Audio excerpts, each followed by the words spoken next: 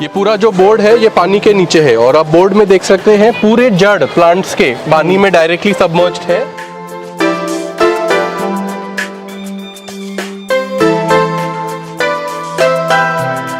हम अभी ये फार्म 2 साल से ज्यादा से चला रहे हैं, हमें पानी बदलने की जरूरत पड़ी ही नहीं है।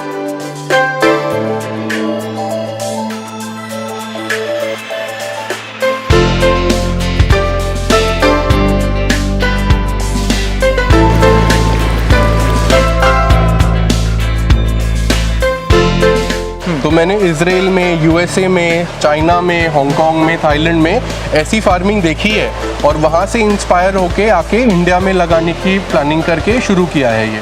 आज हम भारत के एक बड़े एक्वापोनिक फार्म पे हैं दोस्तों। यहाँ पे पानी के ऊपर खेती की जाती है, फसलें उगाई जाती है और वो भी बहुत ही बेहतरीन तरीके से। तो आज हम डिटेल में जानकारी लेने वाले हैं कि एक्वापोनिक खेती क्या होती है, कैसे होती है। तो आज हमारे साथ यहाँ पे मयंक सर है। नमस्कार सर। नमस्ते, नमस्कार सर। आपके बारे में थोड़ा सा परिचय दे दीजिए। बिल्कुल। तो पढ़ाई से मैं एक्चुअली एक इंजीनियर हूँ, आईआईटी बॉम्बे ग्रेजुएट 2013। उसके बाद मैंने इंडिया और अब्रॉड में बहुत सारे जॉब्स किए और बिजनेसेस चालू किए। फिर मैं 2019 में आके इंडिया में फुल टाइम फार्मर बन गया हूँ और अब मैं इंडिया का लार्जेस्ट एक्वापोनिक्स फार्म चलाता हूँ कोल्हापुर डिस्ट्रिक्ट में। एक्वापोनिक खेती क्या होती है एग्जैक्ट? एक्वापोनिक शब्द का बेसिकली बनता है 2 शब्दों से। एक्वा मतलब एक्वाकल्चर, मतलब मच्छी का उत्पादन। पोनिक मतलब कोई भी सब्जी को या प्लांट को पानी के ऊपर उगाना। तो एक्वापोनिक मतलब मच्छी के पानी के ऊपर सब्जी उगाना, वही होती है एक्वापोनिक खेती। ओके। अभी हम यहाँ पे खड़े हैं बैक साइड में हमारे फार्म के, लगभग 2 एकड़ का फार्म है जैसे कि आपने कहा। तो यहाँ पे ये जो सिस्टम स्टार्ट होता है इसके बारे में पहले शुरुआत में हमें बताइए। बिल्कुल बिल्कुल। तो सबसे पहले आपको दिखेगा यहाँ एक सबसे बड़ा फिश टैंक है। ये टैंक में लगभग 2000 हम मच्छी पालते हैं। मच्छी को इसमें बिल्कुल ओके। मच्छी को हम डेली खाना देते हैं। खाना खा के मच्छी नेचुरली वेस्ट निकालता है। ऑर्गेनिक खेती में क्या होता है, हम काऊ का वेस्ट, काऊ डंग यूज करते हैं। एक्वापोनिक खेती में हम मच्छी का वेस्ट यूज करते हैं। तो मच्छी का वेस्ट वहां से निकल के यहाँ पर सेटल होता है। और ये एक मच्छी का वेस्ट का ट्रीटमेंट का प्लांट समझ सकते हो, मतलब सुवेज ट्रीटमेंट प्लांट। यहाँ पर मच्छी का वेस्ट को नेचुरली ब्रेक डाउन करते हैं बैक्टीरिया, सेम बैक्टीरिया जो सॉइल में रहता है वो यहाँ पर हो रहा है। और ये पानी जिसमें बैक्टीरिया में ने मच्छी का खाना, मच्छी का वेस्ट खा के न्यूट्रिशन बनाया है, उसी पानी को आगे भेज के हम फार्मिंग करते हैं। और टोटल यहाँ पे पानी कितना होगा ऐसे टैंक? ऐसे टैंक्स में लगभग हमारे पास 15 लाख लीटर पानी है एज ऑफ टुडे, जो दिन रात घूमता रहता है। जो पहले पानी गंदा होता है, उसमें न्यूट्रिशन आता है, फिर वो न्यूट्रिशन प्लांट खा लेता है और फिर पानी साफ हो जाता है। वही पानी वापस आके मच्छी के टैंक में आता है। मतलब ये पानी हम लोग चेंज नहीं करते? ये पानी हमें चेंज करने की जरूरत नहीं पड़ती है। हम अभी ये फार्म 2 साल से ज्यादा से चला रहे हैं, हमें पानी बदलने की जरूरत पड़ी ही नहीं है। मतलब 2 साल से यही पानी हम लोग इस्तेमाल कर रहे हैं? बिल्कुल। तो ऐसे फार्मिंग करने में मुझे 95% वाटर की बचत होती है। मतलब अगर मैं ओपन फील्ड फार्मिंग में कुछ उगाऊं, उसके कंपैरिजन में मुझे सिर्फ 5% पानी यहाँ चाहिए। तो बहुत ज़्यादा पानी की बचत होती है, जो हमारे देश के लिए बहुत इंपॉर्टेंट है, पानी की बचत। हमारे लिए बिजली की ज़रूरत ज़्यादा है क्योंकि मच्छी को जिंदा रखने के लिए हमें कंटिन्यूसली हवा बबल करना पड़ता है। जैसे कि आप देखेंगे ऑक्सीजन चाहिए मच्छी को भी। मच्छी को ऑक्सीजन के लिए हम ब्लोअर से हवा डालते हैं पानी के अंदर, उससे मच्छी सांस ले पाती है। ओके। तो यहाँ का तो सेटअप हो चुका। अब मुझे एक चीज़ ज़रूरी चीज़ बताइए कि एक्वापोनिक और हाइड्रोपोनिक और हमारे जो फार्मर्स सॉइल में करते हैं, उसमें तीनों में सबसे अच्छा कौन सा है और क्या फ़ायदे हो सकते हैं तीनों के? बिल्कुल। तो सबसे पहले मैं आपको एक्वापोनिक और हाइड्रोपोनिक के बारे में बताता हूँ और उनके डिफरेंसेस बताता हूँ। तो एक्वापोनिक और हाइड्रोपोनिक में ओनली डिफरेंस रहता है न्यूट्रिशन का सोर्स, मतलब जो भी खाद पानी में जा रहा है वो कहाँ से आ रहा है। हाइड्रोपोनिक में क्या होता है, केमिकल फर्टिलाइजर पानी में घुलाए जाते हैं और वो पानी से खेती होती है। बट एक्वापोनिक खेती में हम नेचुरल फिश का वेस्ट यूज करके फार्मिंग करते हैं। तो इसीलिए एक्वापोनिक खेती हाइड्रोपोनिक खेती से ज़्यादा बेटर है और काफ़ी देशों में जैसे यूएसए में ऑर्गेनिक सर्टिफिकेशन उसको मिल गया है एक्वापोनिक को। बिल्कुल। ओके। और हमारे जो ये मतलब फार्मर्स है, कहाँ के फार्मर्स मतलब ये एक्वापोनिक की खेती कर सकते हैं? एक्वापोनिक की खेती आप कहीं भी कर सकते हो जहाँ क्लाइमेट आपका सूटेबल रहे फार्मिंग करने के लिए। इवेंचुअली आप फार्मिंग कर रहे हैं, आपको प्लांट ही उगाना है, तो प्लांट के लिए जो सही सनलाइट, क्लाइमेट और ह्यूमिडिटी चाहिए, वो इलाके में आप एक्वापोनिक खेती भी कर सकते हो अलोंग साइड कन्वेंशनल फार्मिंग। तभी क्या टेम्परेचर रहना चाहिए कि वहाँ हमारे फार्मर्स जो एक्वापोनिक की खेती कर सकते हैं? On average between 25 degree Celsius to 35 degree Celsius के बीच में रहना चाहिए। जब मैंने यहाँ पे मैं आया तो मैंने देखा कि आपका फार्म काफी बड़ा है, तो हर एक फार्मर हमारा अफोर्ड नहीं कर सकता है। क्या हम मतलब ये एक्वापोनिक फार्म जो है छोटे छोटे कर सकते हैं? बिल्कुल। तो ऑलरेडी अभी हमारी कंपनी गवर्नमेंट ऑफ महाराष्ट्र के एग्रीकल्चरल डिपार्टमेंट के साथ काम कर रहे हैं ताकि हम स्मॉल होल्डिंग फार्मर को उनके छोटे खेत में एक्वापोनिक फार्मिंग हम सिखा सकें और वो कर सकें। हमारे यहाँ महाराष्ट्र के एग्रीकल्चरल मिनिस्टर श्री दादाजी भुसे जी आए थे लगभग 1 से 1.5 महीने पहले, और उनसे हमारा मेन डिस्कशन यही हुआ था कि यही फार्मिंग हम प्रोपोगेट करें स्मॉल होल्डिंग फार्मर को लो कॉस्ट तरीके से, और उस पर ऑलरेडी अभी हमारा R&D चल रहा है ताकि हम बहुत सारे किसानों को सिखा सके ये खेती के बारे में। दोस्तों अभी हम क्या करेंगे कि मेन जो सेक्शन है अभी देखेंगे कि यहाँ पे वेजिटेबल्स जो फिश के न्यूट्रिशन के ऊपर एक्वापोनिक जिसको कहते हैं वो मेन हम देखने वाले हैं, वेजिटेबल का सेक्शन। तो चलिए देखते हैं अभी। आइए।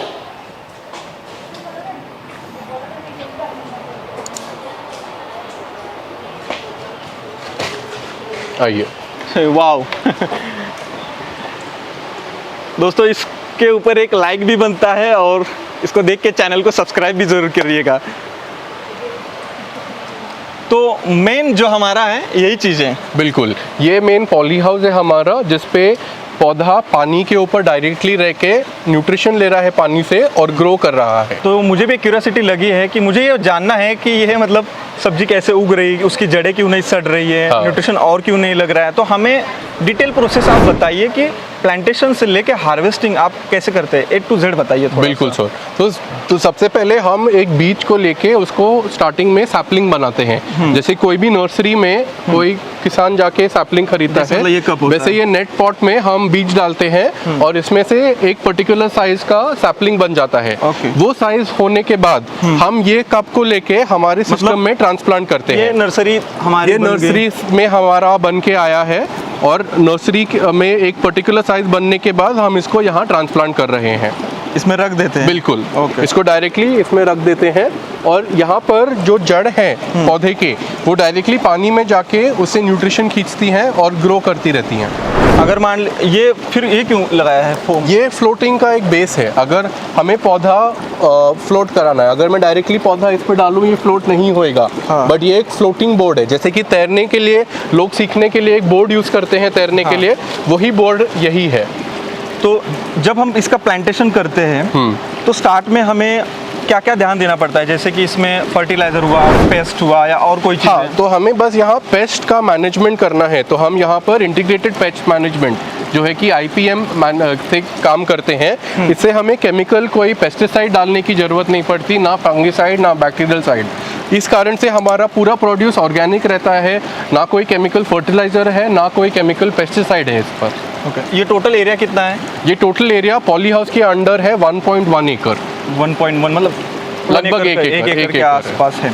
ठीक है। सबसे खास बात हमें ये बताइए कि हम जैसे सॉइल में लगाते हैं, हाइड्रोपोनिक में लगाते हैं, तो वहाँ पे क्या होता है कि डिजीज बहुत आते हैं, जैसे कि कॉलर रॉट हुआ या पत्तियों के ऊपर हुआ। तो यहाँ पे तो सीधा मतलब पानी में रख दिया है। बिल्कुल। तो डिसीज क्यों नहीं आते यहाँ पे? तो डिजीज नहीं आने का मेन रीजन है कि हम काफी सारा ऑक्सीजन मेंटेन कर रहे हैं पानी में। वो तो कैसे कर रहे हैं थोड़ा बताइए। हाँ, तो बेसिकली आप देख सकते हैं पानी में काफी सारा बबलिंग हो रहा है। यहाँ पर हर जगह जहाँ पानी रहता है उसमें बबलिंग रह रहा है। हम एक रेगुलर पाइप के थ्रू हवा डाल रहे हैं पानी के अंदर ताकि ऑक्सीजन लेवल बना रहे। ऑक्सीजन लेवल मतलब डिजोल्व ऑक्सीजन लेवल रहता है पानी का।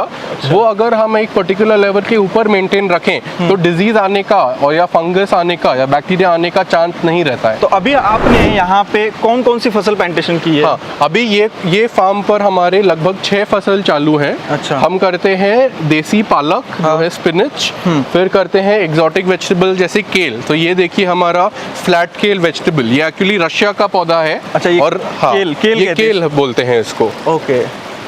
ये पत्ती ही बड़ी बड़ी होती है, पत्ती बड़ी होती है और ये सैलेड में खाई जाती है और इसमें प्रोटीन कंटेंट बहुत रहता है। अच्छा। तो किसी को भी जो बॉडी बिल्डिंग करता है, जो जिसको ज़्यादा न्यूट्रिशन चाहिए, वो केल खाता है।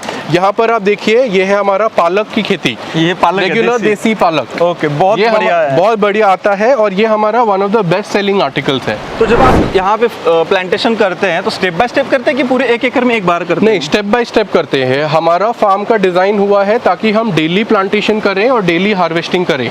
इसी से हम डेली हमारे क्लाइंट्स को सेम सब्जी डेली 365 डेज ईयर सप्लाई कर सकते हैं और वही खासियत है हमारी जैसी फार्म की।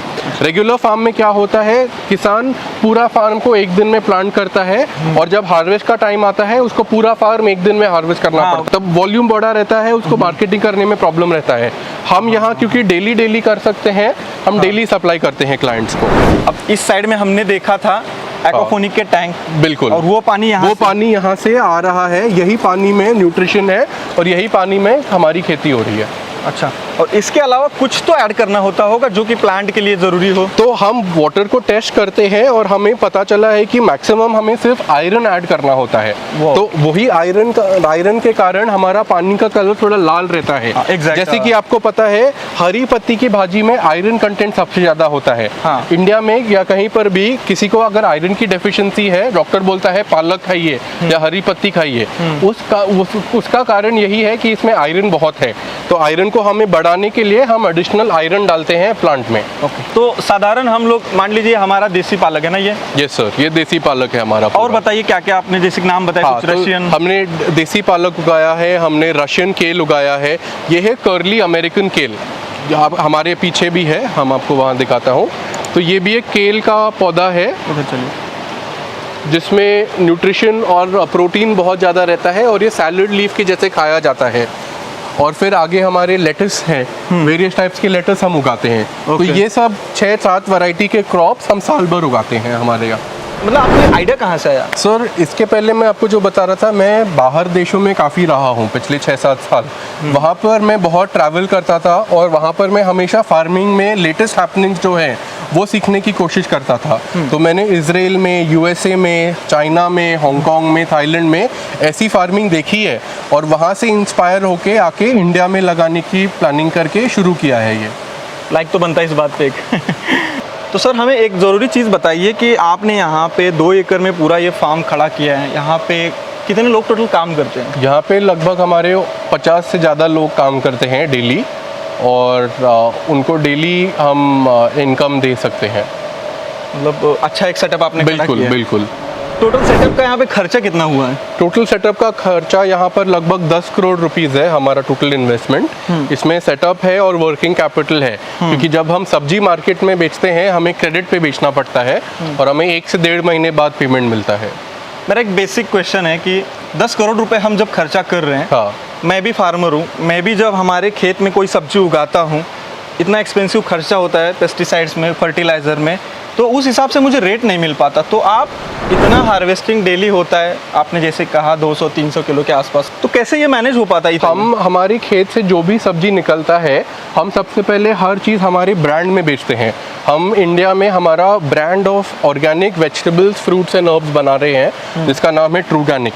यही ब्रांड की सब्जी हम डायरेक्टली फिर कंज्यूमर को बेचते हैं। हम मिडिल मैन किसी को नहीं बेचते हैं, डायरेक्टली फार्म से लेके कंज्यूमर तक बेचते हैं। इसी तरीके से हमें ज़्यादा अच्छे रेट की मिल सकती है मार्केट में। यहाँ पे आपने जितनी सब्जियाँ सारी लगाई है, ठीक है, यहाँ पे कितना हार्वेस्टिंग डेली होता है? यहाँ पे लगभग 200 से 300 किलो डेली हार्वेस्ट हो जाता है। और एवरेज किलो क्या रेट मिलता है? मतलब एवरेज रफली बिटवीन 100 से 200 रुपये किलो मिल जाता है हमें। 40,000 का माल वाला? 40 के 50,000 रुपये का माल वाला। 40 से 50,000 के आसपास यहाँ पे डेली माल जा रहा है आपका। हाँ। ओके, ठीक है। तो आपको क्या लगता है कि मतलब 10 करोड़ इन्वेस्टमेंट करके 40 से 50,000 डेली आ रहा है, तो ठीक है? हाँ, तो अगर 50,000 डेली लें और इसको 1 साल से मल्टीप्लाई करें तो ऑलमोस्ट 2 करोड़ से ज़्यादा का इनकम हो गया इसी फार्म से। और उसमें काफ़ी प्रॉफिट मिल पाता है, जिससे हमने जो इन्वेस्टमेंट किया है वो वापस आ जाएगा। इस कारण से ये प्रॉफिटेबल रहता है। दूसरा, फिश की खेती, फिश से भी हमें एडिशनल इनकम मिलता है और उससे भी लगभग 1 से 2 करोड़ रुपए साल का मिल जाता है। उतने टैंक से 1 से 2 करोड़ फिश निकलेगा? 1 से 2 करोड़ वैल्यू का फिश निकलता है, क्योंकि उसको भी हम कंज्यूमर से डायरेक्टली बेचते हैं, हम कोई मिडिल मैन को नहीं बेचते हैं। मतलब वहाँ पे फिश तो काफ़ी टनों में निकलती होगी? बिल्कुल बिल्कुल, 50 टन से ज़्यादा मच्छी निकलती है वहाँ पर। ये आपके एक एकड़ प्लॉट से? बिल्कुल। टोटल वहाँ पे पानी आपने कितना बताया था? 15 लाख लीटर पानी है। 15 लाख लीटर के, मतलब वो बायोफ्लैक जैसे हम करते हैं? बायोफ्लॉक है, वैसा बहुत सिमिलर है। बिल्कुल सेम टू सेम बिल्कुल, वही है। बिल्कुल। मेरा कहना है कि ये लीफ वाला वेजिटेबल छोड़ के और कौन कौन से क्रॉप तो यहाँ पे? हमारा जो पूरा फार्म है ये डिजाइन्ड और ऑप्टिमाइज्ड है ग्रीन लीफी वेजिटेबल के उत्पादन के लिए ही। बट एक्वापोनिक्स में आप थियोरेटिकली कोई भी क्रॉप कर सकते हैं। आप मिर्ची कर सकते हैं, आप डब्बू कर सकते हैं, आप मैंगो का पेड़ भी कर सकते हैं, आम का पेड़। ये स्ट्रक्चर बदलना पड़ेगा? बेस स्ट्रक्चर हमें बदलना पड़ेगा, बेसिकली जो मीडिया है जिस पे ग्रो हो रहा है वो बदलना पड़ेगा। सब्सिडी के बारे में थोड़ा सा हमें यहाँ पे बताइए। तो अभी गवर्नमेंट की तरफ से जो पॉली हाउस स्ट्रक्चर है उस पे सब्सिडी हमें मिलता है। ये subsidy state government as well as national government के मुताबिक रहता है। तो महाराष्ट्र स्टेट में अलग रूल्स हैं, गोवा स्टेट में अलग है, कर्नाटका में अलग रूल है। और हमारे जो फार्मर्स हैं, मतलब कोई छोटा प्लांट लगाना चाहता है या उसे कुछ करना है इसमें काम, या वेजिटेबल ग्रो कर रहा है उसको मार्केट नहीं, तो क्या इसमें क्या कुछ आपसे हेल्प हो सकती है क्या? डेफिनेटली। तो हम कॉन्ट्रैक्ट फार्मिंग के बारे में? बिल्कुल। तो हम यहाँ पर large scale contract farming propagate कर रहे हैं ताकि आजू बाजू के पूरे किसानों की इनकम बढ़ती जाए। तो अगर कोई भी किसान जो कोल्हापुर डिस्ट्रिक्ट या बेलगाम डिस्ट्रिक्ट या सांगली डिस्ट्रिक्ट में है और उनको हमारे साथ कॉन्ट्रैक्ट फार्मिंग के लिए इंटरेस्टेड हैं, वो डेफिनेटली हमारे फार्म पर आइए और पूरा कॉन्ट्रैक्ट फार्मिंग की जानकारी लेके कॉन्ट्रैक्ट साइन करके फार्मिंग कर सकते हैं। एक और ज़रूरी बात आखिरी मेरा ये है कि ये जो फार्मिंग हम लोग कर रहे हैं, हमारे भारत देश के बाहर आपने कई सारा एक्सप्लोर किया है, घूमे हैं, टहले, तो आपके अनुभव से क्या लगता है इसका फ्यूचर क्या हो सकता है? सो डेफिनेटली इंडिया में अभी लोग बहुत हेल्थ कॉन्शियस हो रहे हैं। पिछले 2 साल की जो बीमारी आई है उससे सबको पता चला है कि हेल्थ इज़ वेल्थ। और हेल्थ मेंटेन करने के लिए आप जो खाना खा रहे हो या आपके बॉडी के अंदर डाल रहे हो वो सबसे इम्पोर्टेंट है। तो इंडियन कंज्यूमर बहुत एजुकेट हो रहा है कि उनको सिर्फ हेल्थी खाना चाहिए, पेस्टिसाइड फिल्ड नहीं चाहिए, केमिकल फिल्ड नहीं चाहिए। और उसके लिए ऐसे ऑर्गेनिक फार्मिंग तरीके बहुत ग्रो होने वाली है इंडिया में। बहुत ही बढ़िया। और ये सारे में कोई आखिरी सवाल, मेजर रिस्क तो यार जैसे कोई भी फार्मिंग में रिस्क रहता है, हमारे फार्मिंग में भी रिस्क है। हमारे पास क्रॉप लॉस का रिस्क है, हमारे पास कोई भी एडवर्स वेदर फिनोमिना है जैसे कि तूफान आया या बाढ़ आया, वो रिस्क है। और मोस्ट इम्पॉर्टेंट है मार्केटिंग रिस्क, कि अगर आपके पास मार्केटिंग नहीं है तो आप जो भी उगाएंगे और अगर आप बेच नहीं पाए तो आपको कुछ पैसा नहीं मिलेगा। जैसे कि आपने काफ़ी एक्सप्लोर किया ही है, काफ़ी जगह पे फार्मिंग देखी और अभी अभी आप फार्मिंग सेक्टर में आए हैं, आप एक अलग नज़रिए से मतलब फार्मिंग सेक्टर को देख रहे हैं, कर रहे हैं और एजुकेशन भी बहुत ही अच्छा किया है। तो हमारे जो इंडियन फार्मर हैं उनके लिए कुछ टिप्स वगैरह या कुछ बताना चाहते हैं आप? डेफिनेटली। तो इंडिया में हमारे पास बहुत अच्छा क्लाइमेट है, सॉइल है, as well as water availability है। हमारे किसानों का मेन प्रॉब्लम सिर्फ रहता है मार्केटिंग, कि वो सब्जी जो भी क्रॉप उगा रहे हैं वो कहाँ बेचे। अभी इजराइल में जो वर्ल्ड की सबसे एडवांस फार्मिंग टेक्नोलॉजी वाली कंट्री है, वहाँ पर फार्मिंग को कैसे सोचते हैं, वो बोलते हैं पहले मार्केटिंग करो, मार्केटिंग सेट हो जाए उसके बाद प्रोडक्शन और फार्मिंग करो। इंडिया में उल्टा होता है, इंडिया में पहले फार्मर जाके फार्मिंग करता है फिर भागता है कि मार्केटिंग किधर करे। वो उल्टा है, वो नज़रिया हमें उल्टा करना है। पहले किसान को मार्केटिंग का नॉलेज होना चाहिए, उसके बाद ही वो प्रोडक्शन और फार्मिंग में जाए, वो इम्पोर्टेंट है। एकदम फतेह की बात कही आपने। बिल्कुल। तो दोस्तों आज हमने देखा एक्वापोनिक क्या होती है, कैसे ग्रो की जाती है, मार्केटिंग कैसा किया जाता है, इसमें क्या क्या स्कोप है, पूरा डिटेल में मयंक सर ने हमें बताया। बहुत बहुत धन्यवाद। कुछ जानकारी चाहिए तो सर से कांटेक्ट आप कर सकते हैं। और दोस्तों ये आज का वीडियो खास करके ये पूरी सब्जियां कैसे उगाती हैं आपको कैसे लगा है ज़रूर बताइए। वीडियो को लाइक कीजिए, शेयर कीजिए, चैनल को सब्सक्राइब करना नहीं भूलना है क्योंकि आज आपको हमने स्पेशल कंटेंट लेके आए थे। और इस वीडियो को शेयर कीजिए ढेर सारा। धन्यवाद।